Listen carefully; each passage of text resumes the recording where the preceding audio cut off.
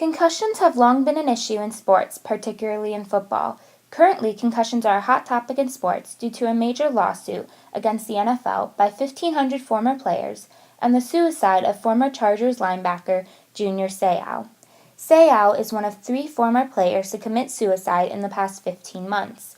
All 3 suicides can be related to the long-term effects of concussions.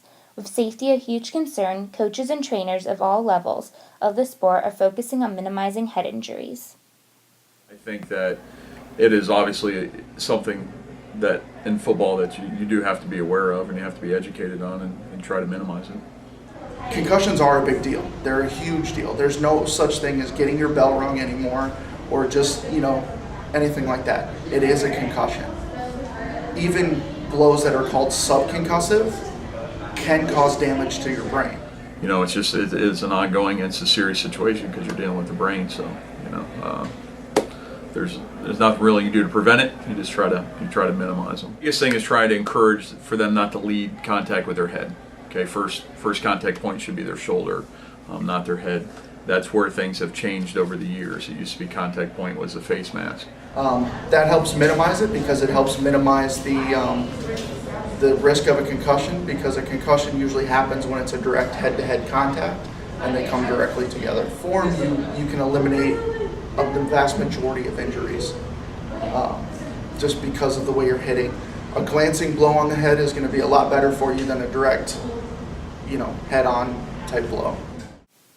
One of the best ways to minimize concussions is through proper equipment, specifically through high-tech helmets. The head coach ordering equipment, you try to spend a little bit extra money and you try to research and try to find the equipment that is best suited to try to minimize those. Obviously keep updated with new technology as far as the helmets and stuff to try to prevent them. The helmet is the most important piece of equipment.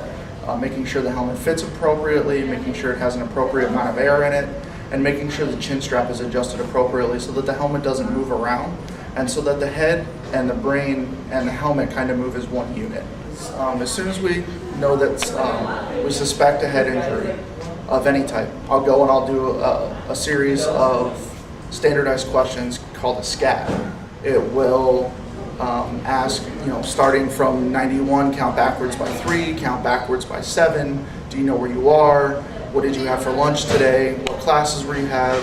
And then once I determine they have a concussion, I have to determine what scale it is. Anything from a grade 1, which is just, what they used to call getting your bell rung, to completely knocked out, has to be emergently transported to the hospital, would be like a grade 3. And then a grade 2 kind of falls into that. New legislation that just passed that as of July 1st, all concussions in a high school setting have to be cleared by a physician before they can return to play. But we've had that protocol for about 2 years now.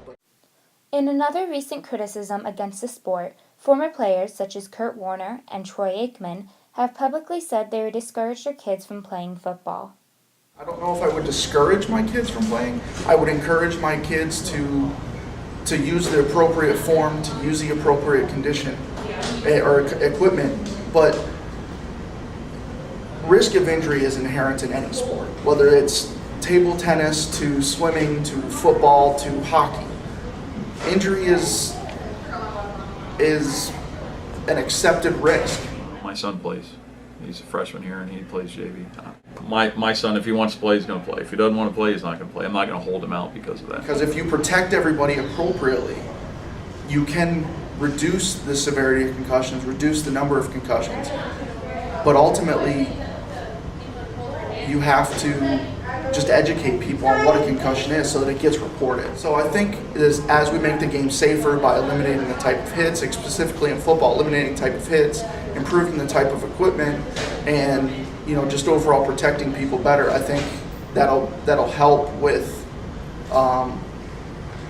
getting to a safer sport.